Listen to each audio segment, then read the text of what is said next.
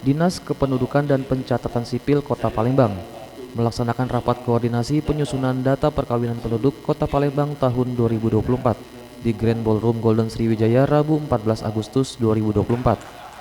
Kegiatan dihadiri staf ahli Wali Kota Palembang bidang pemerintahan sosial dan kemasyarakatan, Kepala Dinas Dukcapil Kota Palembang, narasumber dan peserta rakor yang terdiri dari pemerintahan Kota Palembang, Kementerian Agama dan Pengadilan Agama Kota Palembang. Rakor ini sendiri bertujuan memastikan data perkawinan penduduk Kota Palembang secara lengkap dan merupakan data terkini.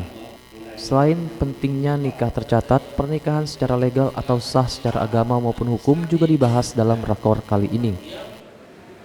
Untuk walinya ada tidak setuju, dia pengurus masjid, dia berani menjadi wali. Sesuatu yang nggak pas, yang nggak benar.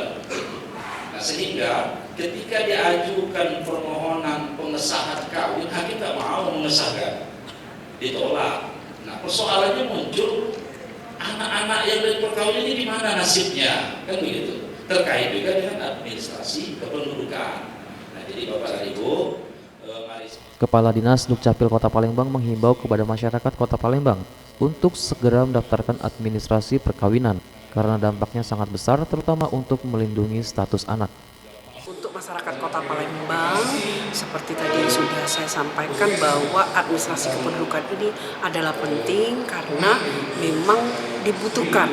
Nanti misalnya untuk anak-anak, untuk keluarga, bagaimana mereka dengan sudah tercatatnya atau sudah resminya perkawinan tersebut, maka akan memudahkan untuk bagi keluarga atau anak-anak juga untuk melanjutkan ke hal-hal yang lain, misalnya untuk melanjutkan pendidikan mereka, untuk mendapatkan fasilitas kesehatan dan lain-lain. Segera melaporkan, semuanya sudah bisa kita layani, tidak hanya di Dukcapil Demang, tapi bisa juga di MPP dan 9 UPTD yang ada di Kota Palembang.